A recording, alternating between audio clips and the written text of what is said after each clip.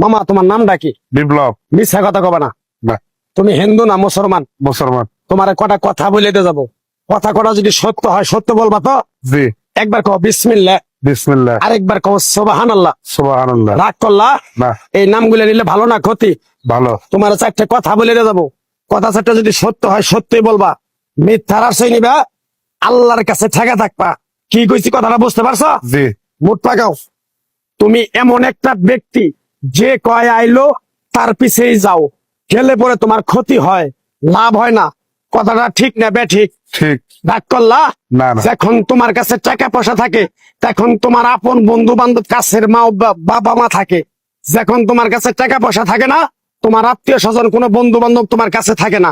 কথাটা ঠিক না বে ঠিক? ঠিক। রাগ করলা? না না। এই কথাগুলো আগে পিছে কোনদিনে বলছিলা? না। তুমি মানুষের পিছনে যায় হাজার হাজার টাকা পয়সা নষ্ট করো, তোমার পিছনে এসে কেউ 10টা টাকা ক্ষতি করে না। কথাটা ঠিক না বে ঠিক? ঠিক। আরেকবার কও বিসমিল্লাহ। বিসমিল্লাহ। আরেকবার কও সুবহানাল্লাহ। সুবহানাল্লাহ। বিশ্বাসে বস্তু মিলে তর্কে বহুদূর। তোমার যে কথাগুলো বলছি সত্য বলছি না মিথ্যা বলছি? সত্য। তুমি এমন একটা ব্যক্তি, মানুষের দুঃখ কষ্ট দেখতে পারো না, তার পাশে যাই দাঁড়াও, তারা এসে তোমার পিছন থেকে ক্ষতি করার জন্য ঘুরে। কথাটা ঠিক না বে ঠিক? ঠিক। রাগ করলা? না। কিছুদিন আগে একটা বিপদে পড়ছিলা, অনেক বন্ধু বান্ধবের কাছে 10, 20, 50 হাজার টাকা হাওলা চাইছো, তারা তো ফোন ধরেই নেই, তোমার সাথে এখন যোগাযোগ বন্ধ করে দিছে। কথাটা ঠিক না বে ঠিক? ঠিক। ঠিক। রাগ করলা? না না। আর একটা কথা বলে যাবো, সত্যটা সত্য বলবা, মিথ্যার কোনো আশ্রয় নিবে না। মিথ্যার আশ্রয় নিবা, আল্লাহর কাছে ঠেকে থাকবা। কথাটা কি কইছি বুঝতে পারছো? জি। রাগ করলা? আমার ওস্তাদে বলছে পাগলা রে, চাইয়া খাবি পেটে আটবো না, চুরি করে খাবি পিঠে আটবো না। তাই আমি পাগলা, গাছ গাছরা তাবিজ কবজ দিয়ে কারো কাছে টাকা পয়সা নিয়ে খাই না। তোরে যে কথাগুলা বলছি সত্য বলছি না মিথ্যা বলছি? সত্য। আরেকবার ক বিসমিল্লাহ। বিসমিল্লাহ। বিসমিল্লাহ বরকত নাই? আছে। তুই মানুষের 10 টাকা দেস, যখন তুই টাকাটা চাইতে যাস তখন তোর সাথে মারামারি মন গালাগালি হয়। কথাটা ঠিক না বে ঠিক? ঠিক। রাগ করলি? না। আরেকবার ক বিসমিল্লাহ। বিসমিল্লাহ। আমার ওস্তাদের নিষেধ।